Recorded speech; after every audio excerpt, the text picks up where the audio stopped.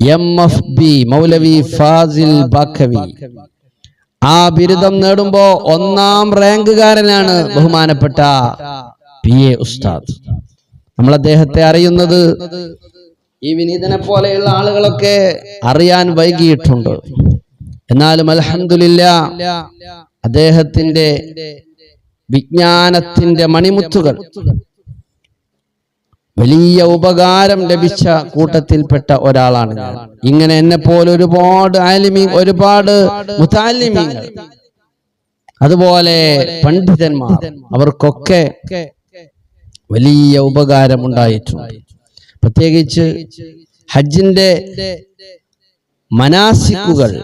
മനാസിക്കുൽ ഹജ്ജ് ഉംറയുടെ പ്രധാനപ്പെട്ട ഗൈഡൻസ്, അതിനെക്കുറിച്ചുള്ള വ്യക്തമായ ഫിഖ്ഹി മസ്അലകൾ അദ്ദേഹത്തിന്റെ ഗ്രന്ഥങ്ങളിൽ നിന്ന് പകർത്തിയെടുക്കാനും പഠിക്കാനും ധാരാളം ഉപകാരപ്പെട്ടിട്ടുണ്ട്. പ്രത്യേകിച്ച് അദ്ദേഹം ഈ രോഗശയ്യയിൽ കിടക്കുമ്പോൾ പോലും അദ്ദേഹം മനസ്സ് തളർന്നിരുന്നില്ല. അതാണ് അങ്ങനെയുള്ള ഒരു പ്രത്യേകത അല്ലാഹു തആല അദ്ദേഹത്തിന് കൊടുത്തിരുന്നു. അല്ലാഹു തആല അവന്റെ ഇൽമിന്റെ പ്രസരണം നടത്തുന്ന ആളുകൾക്ക്, ആത്മാർത്ഥമായി ഇൽമിയായ മേഖലയിൽ പ്രവർത്തിക്കുന്ന ആളുകൾക്ക് അങ്ങനത്തെ ഒരു ഇത് കൊടുക്കും. അതുകൊണ്ട് മരണം വരെ, വഫാത്തിന്റെ ദിനം വരെ ഇൽമിന്റെ പ്രസരണത്തിൽ നിന്ന് വിട്ടുനിന്നില്ല. ശരീരം ക്ഷീണം കൊണ്ടും തളർച്ച കൊണ്ടും പ്രയാസം കൊണ്ടും ബുദ്ധിമുട്ടുമ്പോൾ പോലും സമൂഹത്തിന് എന്തെങ്കിലും അറിവ് പറഞ്ഞു കൊടുക്കണം, നാട്ടിന് എന്തെങ്കിലും സേവനങ്ങൾ ചെയ്യണം. അഥവാ കുറഞ്ഞ കാലം കൊണ്ട് കൂടുതൽ സേവനങ്ങൾ ചെയ്യാൻ സാധിച്ച അനർഘം പണ്ഡിതന്മാരിൽപ്പെട്ട ഒരു പണ്ഡിത പ്രതിഭ തന്നെയായിരുന്നു PA മുഹമ്മദ് ബാക്കവി ഉസ്താദ്. അല്ലാഹു അദ്ദേഹത്തിന്റെ ദറജ ഏറ്റി കൊടുക്കട്ടെ. നമുക്കിപ്പോൾ ദുആ ചെയ്യാൻ മാത്രമേ നമുക്ക് കഴിയുള്ളൂ. അപ്പോ എല്ലാ വിഷയങ്ങളിലും, പരിശുദ്ധ ഇസ്ലാമിന്റെ കർമ്മശാസ്ത്ര വിഷയങ്ങളിൽ അതിന്റെ എല്ലാ മുഖ്യമൂലകളിലും നൂലിയ അയച്ചുകൊണ്ട്, എല്ലാ കെട്ടിക്കുടുക്കുകളും അയച്ചുകൊണ്ട് സാധാരണക്കാർക്കും മുതഅല്ലിമീങ്ങൾക്കും പണ്ഡിതന്മാർക്കും ഉപകാരപ്പെടുന്ന രീതിയിൽ വ്യത്യസ്തമായ രചനകൾ നടത്തിയ മഹൽ വ്യക്തിത്വമായിരുന്നു PA മുഹമ്മദ് ബാക്കവി ഉസ്താദ്. ഒരുപാട് ഗ്രന്ഥങ്ങൾ അദ്ദേഹത്തിൻ്റെതായിട്ടുണ്ട്. ഒരുപാട് ഗ്രന്ഥങ്ങൾ സമൂഹത്തിലെ ഏത് വിഷയങ്ങളിലും, ഇസ്ലാമികമായ കർമ്മശാസ്ത്ര രംഗത്തിലെ ഏത് വിഷയങ്ങളും കൃത്യമായി കൈകാര്യം ചെയ്യുക മാത്രമല്ല, അദ്ദേഹത്തോട് ഒരു സംശയം ചോദിച്ചാൽ വളരെ വിനയാന്വിതനായി വിജ്ഞാനത്തിന്റെ മണിമുത്തുകളായിരുന്നു ഒഴുകാറുണ്ടായിരുന്നു. ഇപ്പൊ നമ്മൾ ഹജ്ജിന് അല്ലെ ഉംറക്ക് വിശുദ്ധമായ മക്കയിൽ പോയ ആളുകൾക്ക് അവിടെ എത്തിക്കഴിഞ്ഞാൽ ഒരു സംശയം ഉണ്ടായിക്കഴിഞ്ഞാൽ ഓൺ ദി സ്പോട്ടിൽ ഉസ്താദിനെ വിളിച്ചാൽ കൃത്യമായിരിക്കും മറുപടി.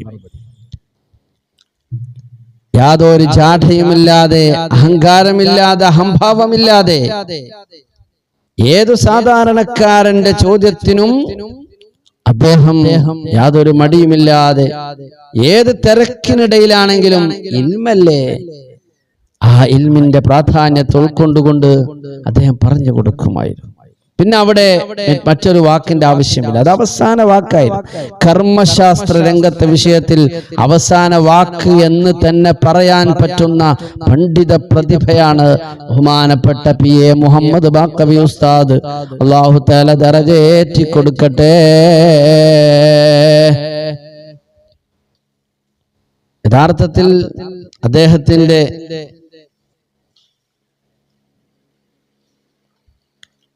ആ ഒരു ജീവിതം എന്ന് പറയുന്നത് ഏകദേശം 54 വർഷക്കാലം, 54ാമത്തെ വയസ്സാണ് ഇപ്പൊ വഫാത്താകുമ്പോ. ആ 54 വർഷക്കാലവും വളരെ നേരത്തെ തന്നെ ഇൽമു പഠിക്കാൻ വേണ്ടി ദർസി രംഗത്തേക്ക്, പിന്നെ അവിടെ നിന്ന് ആ പഠനമൊക്കെ കഴിഞ്ഞ് വന്ന് തദ്രീസിന്റെ മേഖലയിലേക്ക്, കേവലം ഒരു മദ്രസയിലോ അല്ലെങ്കിൽ ഏതെങ്കിലും കുറഞ്ഞ നേരത്തെ അധ്യാപനമല്ല.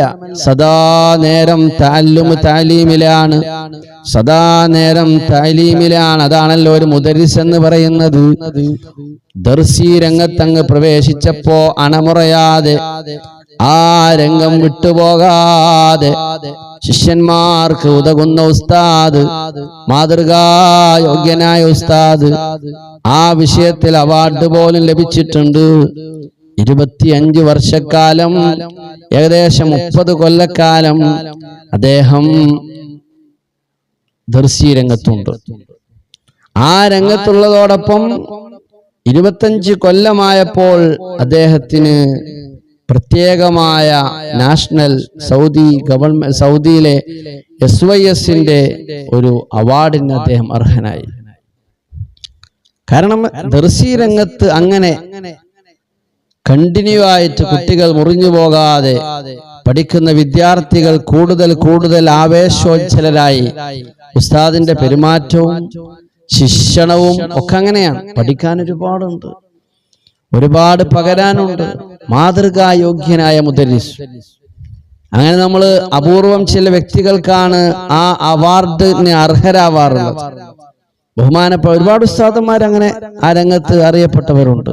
ഒരുപാട് ഉസ്താദന്മാർ, ബഹുമാനപ്പെട്ട ഫരീദ് ഉസ്താദ്, ഷെയ്ഖുന ഫരീദ് ഉസ്താദ്, മഹാനായ ഫരീദ് ഉസ്താദ്, അല്ലാഹു അദ്ദേഹത്തിന്റെ ദറജയേറ്റി കൊടുക്കട്ടെ, ഖബർ വിശാലമാക്കി കൊടുക്കട്ടെ. സമസ്തയുടെ അവാർഡിന് അർഹനായ ആളാണ്.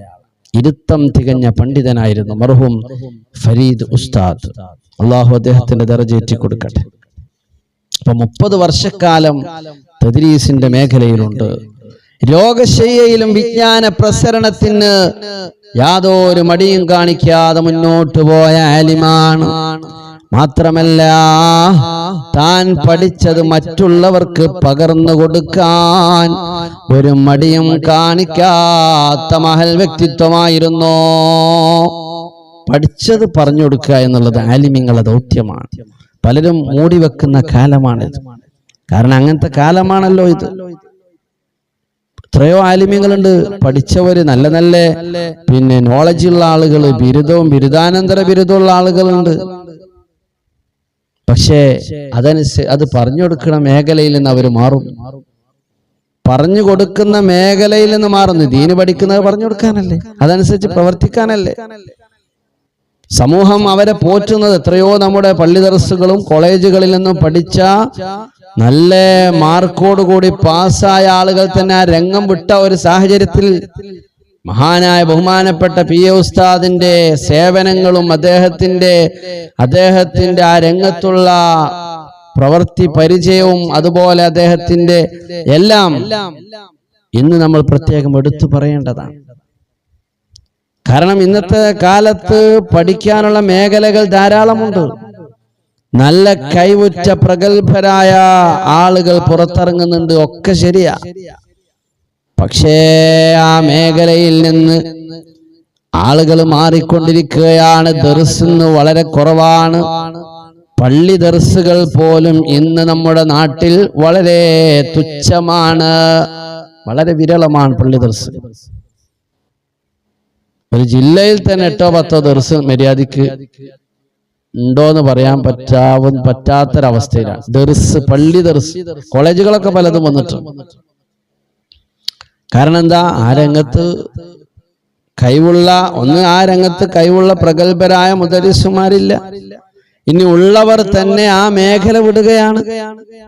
കാരണം എല്ലാവരെയും ദുനിയാവ് ഗ്രസിച്ചിട്ടുണ്ട്.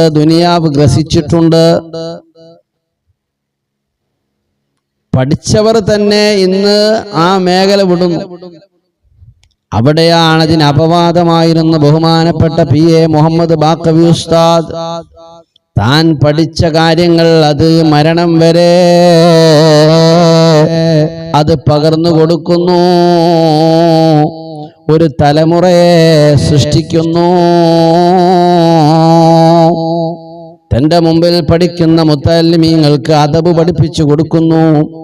താലീമുൽ മുതഅല്ലിമിലൂടെ, റിയാദുസ് സ്വാലിഹീനിലൂടെ, ഇർഷാദുൽ ഇബാദിലൂടെ, അതുപോലെ തന്നെ തസവുഫിന്റെ ഗ്രന്ഥങ്ങൾ, ഉയർന്ന പഠനങ്ങൾ ഉയർന്ന ക്ലാസ്സുകളിലേക്ക് എത്തുമ്പോൾ മഹാനായ ഹുജ്ജത്തുൽ ഇസ്ലാം അബൂ ഹാമിദുൽ ഗസാലി തങ്ങളുടെ ഇഹ്യാഉൽ ഉലൂമിലൂടെ, അതുപോലെ തന്നെ ഫിഖ്ഹി രംഗത്ത് ഉംദ, അതുപോലെ തന്നെ ഫത്ഹുൽ മുഈൻ അടക്കം തുഹ്ഫയും മുഗ്നിയും നിഹായയും അങ്ങനെ തുടങ്ങി മഹല്ലിയും അങ്ങനെ തുടങ്ങിയിട്ട് ഒരുപാട് ഗ്രന്ഥങ്ങൾ, അത് ദർസ് നടത്തുന്ന പള്ളി ദർസിന്റെ സിസ്റ്റം ഉണ്ടല്ലോ, അത് മദീനയിൽ നിന്ന് അഹ്ലുസ് സുഫയിൽ വെച്ചുകൊണ്ട്, മദീനയിലെ പ്രത്യേകം ഇന്നതാ അവിടേക്ക് നമുക്കറിയാം ബാബു ജിബ്രീൽ ഉണ്ട് അവിടെ. ഇന്ന് റൗളയിലേക്ക് കടക്കുന്ന വാതില് ബാബു നിസയുണ്ട്. അതിലൂടെ അങ്ങ് കടന്നു കഴിഞ്ഞാൽ ഒരു തിണ്ണ കാണാം. ആ തിണ്ണ അഹ്ലുസ് സുഫ ബഹുമാനപ്പെട്ട നബി തങ്ങൾ ദർസ് നടത്തിയ, അവിടുത്തെ മുത്തഅല്ലിമീങ്ങൾ താമസിച്ച, അവിടുത്തെ മുമ്പിൽ നിന്ന് വിജ്ഞാനം നുകർന്ന, അറിവ് നുകർന്ന ബഹുമാനപ്പെട്ട അബ്ദുറഹ്മാൻ ഇബ്നു സഖർ അബീ ഹുറൈറ എന്നറിയപ്പെടുന്ന റസൂലുള്ളാഹിയിൽ നിന്ന് ധാരാളം ഹദീസ് റിപ്പോർട്ട് ചെയ്ത പ്രമുഖ സ്വഹാബി വര്യനായ അബൂ ഹുറൈറ അടക്കമുള്ള റളിയല്ലാഹു അൻഹു, അങ്ങനെയുള്ള മഹാന്മാര് ഓതി പഠിച്ച സ്ഥലം, അതേ പള്ളി ദർസിന്റെ ഉത്ഭവം മദീനയാണല്ലോ. സയ്യിദുനാ റസൂലുള്ളാഹി സ്വല്ലല്ലാഹു അലൈഹി വസല്ലമയാണല്ലോ ആ പ്രവർത്തനത്തിന്, ആ വിജ്ഞാനത്തിന് ഉദ്ഘാടന കർമ്മം നിർവഹിച്ചത്. അതിന്റെ മാതൃകയല്ലേ നമ്മുടെ കേരളത്തിൽ എത്ര കാലം മുതൽ പൊന്നാനിയിൽ, വായക്കാട്, അങ്ങനെ തുടങ്ങിയിട്ട് കേരളത്തിന്റെ എല്ലാ മുക്കുമൂലകളിലും പള്ളികളിൽ പള്ളി ദർസുകൾ സ്ഥാപിച്ചു. ഒരുപാട് പണ്ഡിതന്മാരെ വാർത്തെടുത്തു. അവിടെ നിന്നാണ് ശംസുൽ ഉലമമാരുണ്ടായത്, അവിടെ നിന്നാണ് സയ്യിദുൽ ഉലമമാരുണ്ടായത്, അവിടെ നിന്നാണ് റഈസുൽ ഉലമയുണ്ടായത്. അങ്ങനെ ഒരുപാട് പണ്ഡിതൻ മഹത്തുക്കൾക്ക് ബീജാഭാവം നൽകിയതായ പള്ളി ദർസുകൾ ഇന്ന് ശോഷിച്ചു കൊണ്ടിരിക്കുകയാണ്. അത് നിലനിൽക്കണം എന്റെ സഹോദരന്മാരെ. എങ്ങനെയാ അത് കുറഞ്ഞു പോവുക? ആലിമീങ്ങളുടെ വഫാത്ത്, മരണം, പണ്ഡിതന്മാരുടെ മരണം കാരണം ഇൽമു പോലും ലോകത്ത് ഇൽമു കുറഞ്ഞു പോകുന്ന, ഇൽമു ഉയർത്തപ്പെടുന്ന ഒരു കാലം വരുമെന്ന് അള്ളാഹുവിന്റെ റസൂല് പറഞ്ഞു. വമിന ശറാത്തി സഅ അൻ യുർഫഅൽ ഇൽമു, ഇൽമു ഉയർത്തപ്പെടും എന്ന് പറഞ്ഞാൽ യഥാർത്ഥത്തിലുള്ള, അതിന്റെ സത്ത ഉള്ള യഥാർത്ഥമായ ആ ജീവിതത്തിൽ അതനുസരിച്ച് പ്രവർത്തിക്കുന്ന നബിതങ്ങളെ സുന്നത്തുകളൊക്കെ ജീവിതത്തിൽ പകർത്തിക്കൊണ്ട് അങ്ങനെ പോകുന്ന ഒരു സംവിധാനം, അതാണല്ലോ ദർസി സംവിധാനം. ഒരു ഉസ്താദ് ഉണ്ടാവും. ആ ഉസ്താദ് ഈ കുട്ടിയുടെ, ഈ മുത്തഅല്ലിമിന്റെ ശൈഖു മുർഷിദാൻ. വഇർഷാദു ഉസ്താദി വതൂലു സമാനി, അതാണല്ലോ പള്ളി ദർസ്. ഒരു നേരായ ഒരു ഉസ്താദ് ഉണ്ടാവും, തന്നെ വഴി നടത്തുന്ന, പിന്നെ കുറെ കാലം പഠിക്കുക. അങ്ങനെയുള്ള ശൈഖു മുർഷിദായ ഒരു ഉസ്താദ് ഉള്ളപ്പോൾ ആ കുട്ടിക്ക് പിന്നെ വഴി തെറ്റാൻ ചാൻസ് ഇല്ല, നന്നായി വരും. അതാണ് കേരളത്തിലെ, ലോകത്ത് തന്നെ മദീനയിൽ തുടക്കം കുറിച്ച ആ ഒരു വിജ്ഞാന പ്രസരണത്തിന്റെ മേഖല എന്ന് പറയുന്നത്. കിടയുറ്റ ആലിമ്യങ്ങൾ ഉണ്ടായത്, സമസ്തയുടെ വടാവൃക്ഷങ്ങളായ ആലിമ്യങ്ങൾ ഉണ്ടായത്, അവരൊക്കെ പള്ളി ദർസിന്റെ സന്തതികളാണ്. ബഹുമാനപ്പെട്ട പി ഉസ്താദ് ആ രംഗം വളരെ കുറഞ്ഞ കാലമല്ല, 30 വർഷക്കാലം, അതിലേറെ കാലം ദർസ് നടത്തിയ ഉസ്താദുമാരൊക്കെ ഉണ്ട്. പക്ഷേ ബഹുമാനപ്പെട്ടവർക്ക് കുറഞ്ഞ കാലം കൊണ്ട് വലിയ സേവനം ചെയ്യാൻ കഴിഞ്ഞു എന്നുള്ളത്. അദ്ദേഹത്തിന്റെ വഫാത്തിന്റെ അദ്ദേഹം പലപ്പോഴായി സംസാരിക്കുന്ന കൂട്ടത്തിൽ തന്നെ വെള്ളിയാഴ്ച രാവിലും പകലിലും മരണപ്പെടുന്നവരുടെ പ്രാധാന്യത്തെക്കുറിച്ച് പറയുകയുണ്ട്. അദ്ദേഹത്തിന്റെ പല പ്രഭാഷണങ്ങളിലും, ചില പ്രഭാഷണങ്ങളിൽ അങ്ങനെ കാണുന്നു, വെള്ളിയാഴ്ച രാവിലും പകലിലും മരണപ്പെട്ടാലുള്ള പോലീസ്. അങ്ങനെ പറഞ്ഞ് അതുപോലെ മരിക്കാൻ മാത്രമല്ല, ഹജ്ജിന്റെ മാസം, വിശുദ്ധമായ ഹജ്ജ് എന്ന് പറയുന്ന മാസം ഏതാണ്? ആ മാസത്തിൽ തന്നെ അതിലെ ഒരു വെള്ളിയാഴ്ച ദുൽഹജ്ജ് മാസത്തിന്റെ 1 മുതൽ 10 വരെയുള്ള ദിനരാത്രങ്ങൾ അതിപ്രധാനമാണ്. ആ ദിനത്തിലെ ഹജ്ജ് മാസത്തിന്റെ ആദ്യത്തെ വെള്ളിയാഴ്ച ഹാജിമാരുടെ ഉംറ സംഘത്തിന്റെ വലിയ ഗൈഡൻസ് കൊടുത്തിരുന്ന അമീർ, അവർക്കൊക്കെ ഒരു വഴികാട്ടിയായിരുന്നു ഉസ്താദ്. ഹാജിമാർക്കും മുഅ്തമിരീങ്ങൾക്കും സേവനം ചെയ്യുന്ന അമീറുമാർക്ക് ആ അമീറുമാരുടെ അമീറായ ബഹുമാനപ്പെട്ട വാഖബി ഉസ്താദ്, അല്ലാഹു തആല അദ്ദേഹത്തിന്റെ ദറജ ഏറ്റി കൊടുക്കട്ടെ. 4 ആളുകളെ കുറിച്ച് ബഹുമാനപ്പെട്ട സയ്യിദുനാ റസൂലുള്ളാഹി സ്വല്ലല്ലാഹു അലൈഹി വസല്ലം തങ്ങൾ പറഞ്ഞിട്ടുണ്ട്. 4 വിഭാഗം ആളുകൾ, 4 ആളുകൾ. ആ ആളുകളുടെ പ്രത്യേകത എന്താണ്? അവർ നാളെ സ്വർഗത്തിന്റെ കവാടത്തിൽ അന്ത്യനാളിൽ പ്രത്യക്ഷപ്പെടും. യഅതി യൗമൽ ഖിയാമ മിൻ അയ്യി അബ്വാബിൽ ജന്ന, സ്വർഗത്തിന്റെ ഏത് കവാടത്തിലാണോ ആ കവാടത്തിലൂടെ പ്രവേശിക്കുന്ന 4 വിഭാഗം ആളുകളുണ്ട്. അർബഅത്തുൻ, 4 വിഭാഗം ആളുകൾ. അവർ ബിഗൈരി ഹിസാബ്,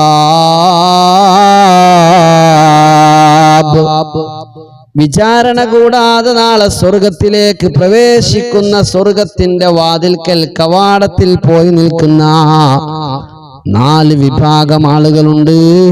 ഹബീബായ നബി സല്ലല്ലാഹു അലൈഹി വസല്ലമ തങ്ങൾ പറയുകയാണ്, നാളെ വിചാരണയില്ലാതെ സ്വർഗ കവാടത്തിൽ എത്തി നിൽക്കുന്ന ആളുകൾ ആരെന്നറിയുമോ? അതിലൊന്ന് അൽ ഹാജി, ഹാജിയാണ്. അൽ ഹാജ് എങ്ങനത്തെ ഹാജിയാണ്? അയാൾ അല്ലാഹുവിന്റെ പൊരുത്തത്തിലായി ഹജ്ജിന് പോയ വ്യക്തിയാണ്. ഇത് ഹജ്ജിന്റെ മാസമാണല്ലോ. ഒരിക്കലും റിയാ വരാൻ പറ്റാത്ത അമലാ ഹജ്ജ് ഉംറ എന്ന് പറയുന്നത്. പലപ്പോഴും അതിൽ റിയാ വരും. ആ അമല് നിഷ്ഫലമായി പോകാൻ കാരണമാകും അത്. അല്ലാഹു നമ്മളെ കാത്തുരക്ഷിക്കുമാറാവട്ടെ. കാരണം അത് പബ്ലിക്കാണ്, 4 ആൾ അറിയും. ഇന്ന് പലപ്പോഴും പലർക്കും അതൊക്കെ ഒരു ടൂറും, അതൊക്കെ ഒരു കേവലം ഒരു പോക്കും മാത്രമാണ്. ഞാൻ കഴിഞ്ഞ കൊല്ലം മക്കത്തായിരുന്നു, ഇക്കൊല്ലം മക്കത്താണ് എന്ന് അറിയിക്കാനുള്ള തിടുക്കം. അവിടെ എത്തിയിട്ട് ഫോം വിളിക്കുക അഹങ്കാരത്തോടെ, ഓ ഞാൻ ഇപ്പൊ കൊല്ലം മക്കത്ത, കഴിഞ്ഞ കൊല്ലം മക്കത്തെ, ഞാനൊരു 10-15 ഹജ്ജ് ചെയ്തിട്ടുണ്ട്, ഞാൻ 10-20 ഉംറ ചെയ്തിട്ടുണ്ട്. ഇത് പറയാൻ ഇന്ന് പലർക്കും തിടുക്കമാ. റിയാവ് വന്നു പോകുന്നുണ്ട്, ലോകമാന്യം വന്നു പോകുന്നുണ്ട്. സഹോദരങ്ങളെ, അല്ലാഹു നമ്മളെ കാത്തുരക്ഷിക്കട്ടെ. ഇന്ന് വലിയ വലിയ പർമാണിമാരായ പ്രതാപശാലികളായ പ്രമുഖരായ വ്യക്തികൾക്കൊക്കെ കഴിഞ്ഞ കൊല്ലം അവിടെ ഹജ്ജിനാണെങ്കിൽ കൊല്ലം ഹജ്ജിന് പോയില്ലെങ്കിൽ എന്തോ പ്രശ്നം, അപ്പൊ അതിനെങ്ങനെങ്കിലും ഒക്കെ അവിടെ എത്തും. അങ്ങനെയല്ല, ആളുകളെ കാണിക്കാനോ അറിയിക്കാനോ അല്ല, ഹലാലായ സമ്പാദ്യം കൊണ്ട് അല്ലാഹുവിന്റെ പൊരുത്തം മാത്രം ലക്ഷ്യമാക്കി പരിശുദ്ധമായ ഹജ്ജ് ചെയ്ത ഒരു ഹാജി ഉണ്ടല്ലോ, അയാളെ നാളെ സ്വർഗത്തിന്റെ കവാടത്തിൽ അയാളെ കാണുമെന്ന് മുഹമ്മദ് മുസ്തഫ. ലോകമാന്യമില്ലാതെ മറ്റൊരാൾ അറിയണം, കാണണമെന്ന ചിന്തയില്ലാതെ പടച്ചറപ്പിന്റെ പൊരുത്തം മാത്രം ലക്ഷ്യമാക്കി പോയ ആൾ. ഹജ്ജ് ഉംറ എന്നൊക്കെ പറഞ്ഞാൽ എന്താ? അൽ ഹജ്ജു അൽ ഖസ്ദു, അത് ലക്ഷ്യമാണ്. ആ ലക്ഷ്യം പേക്കാൻ പറ്റൂല. ഹജ്ജിന് പോയ ഒരാൾക്ക് അവിടെ കച്ചവടമാണ് ലക്ഷ്യമെങ്കിൽ, ബിസിനസ് ആണ് ലക്ഷ്യമെങ്കിൽ പോയി 0 മാർക്ക്. ഉംറക്ക് പോയ ഒരാൾക്ക് അവിടെ ഒന്ന് പോയി ഇങ്ങനെ വിസിറ്റ് ചെയ്ത് ഒന്ന് കണ്ടുപോരുക, അങ്ങനെ കറങ്ങിപ്പോരുക എന്നുള്ള ലക്ഷ്യമാണോ? എന്നാലും 0 മാർക്ക്, കാര്യല്ല. അൽ ഹജ്ജ് വൽ ഖസ്ദ് ലാ റഫസ വലാ ഫുസൂഖ വലാ ജിദാല ഫിൽ ഹജ്ജ്. അതിൽ എന്തില്ല? തമ്മാടിത്തരമില്ല, അനാവശ്യ ചിന്തയില്ല, വലാ ജിദാല, തർക്കം പോലും പറ്റില്ല. അതുപോലും ഇല്ലാത്ത കർമ്മ ഹജ്ജും പറയും. അപ്പൊ ലക്ഷ്യം നന്നാക്കിയാൽ അങ്ങനെ ഹജ്ജിന് പോയ ഒരു മനുഷ്യനുണ്ടല്ലോ, ഹജ്ജ് ചെയ്തൊരു മനുഷ്യൻ, അയാൾ ഹിസാബില്ലാതെ സ്വർഗത്തിൽ കിടക്കും. രണ്ടാമത്തെ ആളാരെന്നറിയുമോ? വശഹീദ്, അല്ലാഹുവിന്റെ മാർഗത്തിൽ രക്തസാക്ഷിത്വം വഹിച്ച ആളാണ്. പരിശുദ്ധ ദീനിന് വേണ്ടി പോരാടിയ വ്യക്തിയാ. അല്ലാഹുവിന്റെ ദീനിനെ പുച്ഛിച്ച് കടന്നു വന്ന, അല്ലാഹുവിന്റെ പള്ളിയുടെ നേരെ ആയുധമേന്തി വന്ന ആളുകളെ പ്രതിരോധിച്ചപ്പോൾ അതിൽ പോരാടി ഷഹീദായ മനുഷ്യനുണ്ടല്ലോ, അയാൾ വിചാരണയില്ലാതെ സ്വർഗത്തിൽ പ്രവേശിക്കുന്നവരിൽ പെട്ടവനാണെന്ന് നബിയുനാ റസൂലുള്ളാഹ്. മൂന്നാമത്തെ വിഭാഗം ആരാന്നറിയുമോ? വസ്സഖിയുല്ലദീ ലം യൽതബിസ് ബിസഹാബത്തിഹി റിയാ, അവന്റെ ധർമ്മം കൊണ്ട് ലോകമാന്യം ആഗ്രഹിക്കാത്ത ധർമ്മിഷ്ഠനുണ്ടല്ലോ. പത്രത്തില് പേര് വരാനല്ല, ആളുകളെ മുമ്പിൽ വിളിച്ചു പറയാനല്ല, പള്ളിയിൽ വാഴ്ന്നു നടക്കുമ്പോൾ പുറത്ത് പബ്ലിക്കായിട്ട് പറയാൻ വിട്ടുപോയാൽ ഇന്റെ പേരെന്തേ പറയാതിരുന്നത് എന്ന് ചോദിക്കുന്ന ആളല്ല. വസ്സഖിയുല്ലദീ ലം യൽതമിസ് ബിസഹാബത്തിഹി റിയാ, തന്റെ ധർമ്മം കൊണ്ട് അയാൾ ലോകമാന്യം മറ്റൊരാൾ അറിയണം, കേൾക്കണം, മനസ്സിലാക്കണം എന്ന ചിന്തയില്ലാതെ ധർമ്മം ചെയ്ത മനുഷ്യനുണ്ടല്ലോ, അയാൾക്ക് നാളെ അല്ലാഹു വിചാരണയില്ലാതെ സ്വർഗം കൊടുക്കും. വിചാരണയില്ലാതെ സ്വർഗത്തിൽ പ്രവേശിക്കാം. നാലാമത്തെ വിഭാഗം ആരെന്നറിയുമോ? നാലാമത്തെ ആൾ ആരാണെന്നറിയുമോ? വൽ ആലിമു, ഒരു പണ്ഡിതനാണ്. വൽ ആലിമു, ഒരു പണ്ഡിതനാണ്. അല്ലദീ അമില ബി ഇൽമിഹി, അയാൾ പഠിച്ചതനുസരിച്ച് പ്രവർത്തിച്ച ആലിമാൻ. വൽ ആലിമു അല്ലദീ അമില ബി ഇൽമിഹി, ഒരു ആലിമാണ്, അയാൾ അയാളുടെ അറിവ് കൊണ്ട് പ്രവർത്തിച്ച ആളാണ്. അയാൾ അയാളുടെ അറിവനുസരിച്ച് അമല് ചെയ്ത ആളാണ്. അയാൾ പഠിച്ചതനുസരിച്ച് അമല് ചെയ്തു. അങ്ങനെയുള്ള ആലിമാണല്ലോ. അങ്ങനത്തെ ആളുകൾക്കാണല്ലോ അള്ളാഹു അറിയാത്തത്. മൻ അലിമ വ അല്ലമ വ അമില ബിഹി അല്ലമല്ലാഹു മാ ലം യഅലം. ഒരാൾ പഠിച്ചു, അതനുസരിച്ച് പ്രവർത്തിച്ചു, അത് മറ്റുള്ളവർക്ക് പറഞ്ഞു കൊടുത്തു. എന്നാൽ അല്ലമല്ലാഹു മാ ലം യഅലം, അയാൾക്ക് അറിയാത്ത കാര്യങ്ങൾ അല്ലാഹു തആല അയാൾക്ക് അറിയിച്ചു കൊടുത്തു. ഇതിനാണ് ലദുന്യ ഇൽമു എന്നറിയാം. നമ്മളെ ഉസ്താദുമാരൊക്കെ, വലിയ വലിയ മഹാന്മാരൊക്കെ, അവർക്ക് എവിടെയും പിടിച്ചിരിക്കാൻ കഴിയും. ആരെ മുമ്പിലും അവർ തോൽക്കൂല. കാരണം എന്താ? അവരെ ഇൽമ് അങ്ങനത്തെ ഇൽമാണ്. അവര് പഠിച്ചതനുസരിച്ച് പ്രവർത്തിച്ചപ്പോ അല്ലാഹു തആല അവർക്ക് ലദുന്യ ഇൽമു കൊടുത്തു. അതുകൊണ്ടാണ് ക്രിസ്ത്യൻ പാതിരിമാരോട് പോലും ഏറ്റുമുട്ടാൻ ബഹുമാനപ്പെട്ട ശൈഖുനാ ശംസുൽ ഉലമക്ക് പവർ ഉണ്ടായത്. അല്ലാഹു തആല കൊടുത്ത അങ്ങനത്തെ ലദുന്യ ഇൽമ അല്ലാഹുവിന്റെ മഹാന്മാർക്ക് അല്ലാഹു അങ്ങനെ കൊടുക്കും. അങ്ങനെ ലദുന്യ ഇൽമു കിട്ടുന്ന അപൂർവം വ്യക്തികളിൽ പെട്ട ഉസ്താദുമാര് നമ്മളിൽ ഒരുപാട് മരണപ്പെട്ടു. അപ്പോ ഒരു ആലിമിന് അല്ലാഹു വിചാരണ കൂടാതെ സ്വർഗം കൊടുക്കും. ആ ആലിമ് അത് പഠിച്ചതനുസരിച്ച് അമല് ചെയ്യുന്ന ആളാവണം. നമ്മൾ ബാക്കവി ഉസ്താദിനെ കുറിച്ച് ആരും പറയില്ല. അദ്ദേഹം പറയുന്നത് അത് പിൻവലിക്കേണ്ട ആവശ്യമില്ല. കാരണം അത്രയും കൃത്യമായ നിലപാട്, അത്രയും വ്യക്തമായ രീതിയിലായിരിക്കും കാര്യങ്ങൾ പറയാ. പിന്നെ പഠിച്ച കാര്യങ്ങൾ പറഞ്ഞു കൊടുക്കാനും മടിച്ചില്ല, പഠിച്ചതനുസരിച്ച് അമല് ചെയ്യാനും മടിച്ചില്ല. മരണം വരെ ആ കാര്യങ്ങളൊക്കെ കൃത്യമായി ശ്രദ്ധിച്ച് ആത്മാർത്ഥതയോടുകൂടെ ദീനീ വിജ്ഞാന രംഗത്ത് വിജ്ഞാനത്തിന്റെ ബഹറായ വിജ്ഞാനത്തിന്റെ പ്രസരണം നടത്തിയ ഒരു മഹൽ വ്യക്തിത്വമാണ് ബഹുമാനപ്പെട്ട